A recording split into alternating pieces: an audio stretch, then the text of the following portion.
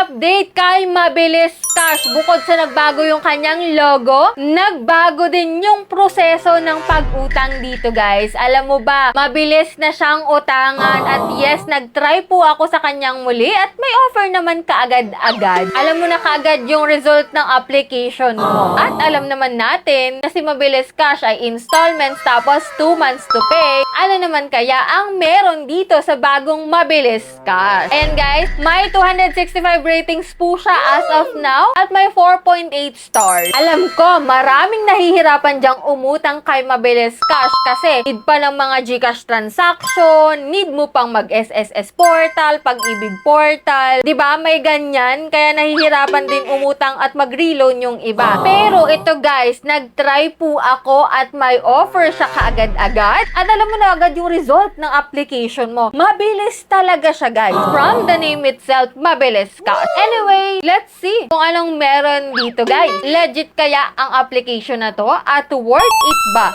na umutang dito? Kaya kung gusto mo na magantong video para updated ka, don't forget to subscribe to my YouTube channel. Click the notification bell para updated ka lagi. At dahil dyan, mag-a-announce po ako ng 5 lucky winners na nag-comment lang dyan sa aking mga videos. Kaya stay connected, stay active, baka ikaw na ang mapipili ko. And ito nga guys, yung Mabilis Cash na tinutukoy ko na bagong palitang logo. Bago din ang proseso ay itong si Mabilis Cash na nasa iOS. Meron po siyang 265 ratings as of now at 4.8 star at under po siya ng Farmate International Technologies Incorporated. So 65,000 daw po ang pinaka-maximum na pinapautang dito. 3 step lang para makuha mo yung inuutang mo at 3 minuto lang na pag-aantay para malaman mo kung approve ka or rejected. Transparent din daw yung terms. Alam mo kung magkano marireceive mo, kung kailan siya babayaran, at syempre, yung total repayment. Dapat alam mo yan lagi bago ka umutang sa isang OLA. Anyway, ito, in-applyan ko na po itong si Mabilis Cash na nasa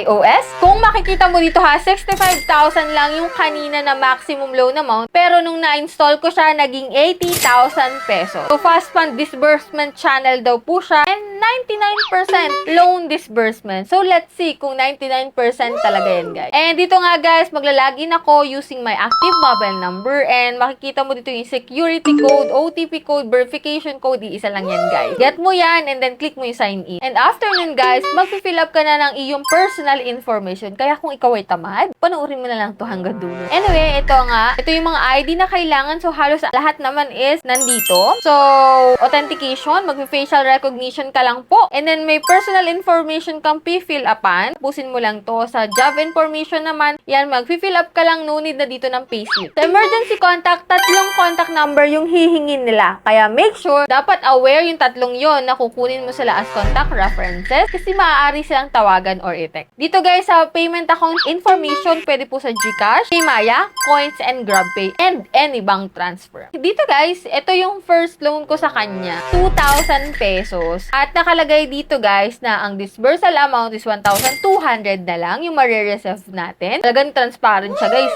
kasi ibabawas yung processing fee na 667 po, interest fee na 13 pesos at risk control service fee na 120 pesos. So dito, kinilik ko yung apply guys. At syempre para makita ko rin kung mabilis talaga siya mag-approve or mag-reject. Ayan, under review ko yung aking application. And yan, for me ha, ang daming gumagaya kay Mabilis Cash. Kasi sa tingin ko, bibihira na rin talaga silang magpautang. Kasi nga, dun sa mga pinapasa na GCash transaction, mga additional requirements, parang ang hirap ibigay. Kaya bibihira na rin siguro yung nakakapag-loan. Unless, kung maganda talaga yung credit history mo, talagang mapapautang ka nila at kumpleto ka sa documents. Dati kasi hindi na kailangan ng documents, one valid ID lang ngayon. Ang dami nang hinihingi. Kaya pahirapan din talaga mag-approve. Kaya siguro, maraming naglalabasan na Mabilis Cash kasi nga hindi man siya sa tao na gusto nilang umutan kay Mabilis Cash pero hindi talaga nila masubok-subukan. At ito nga, itong Mabilis Cash na nasa iOS yung na-try ko. And yung result niya, ang bilis din. Ang bilis din mag-disapprove, guys. rejected yung aking application. Kung makikita mo dito, audit rejected. Yan, June 16 po ako nag-apply sa kanya. And agad-agad, alam mo na yung result. Anyway, for those na nakapag-try dito ha, i-comment nyo po dun sa comment section kung magkano yung nautang ninyo. At kung okay talaga siyang utangan. Receive nyo ba ng buo? Kasi dito sa akin, 1,200 na lang yung sa 2,000 pesos ko. And that's it. Yan lang po yung vlog natin about dito kay Mabilis Cash na nasa iOS. Hindi siya katulad nung Mabilis Cash talaga na original. So, ingat-ingat tayo sa mga ina-applyan natin na application. Manood muna ng review bago umutang. So,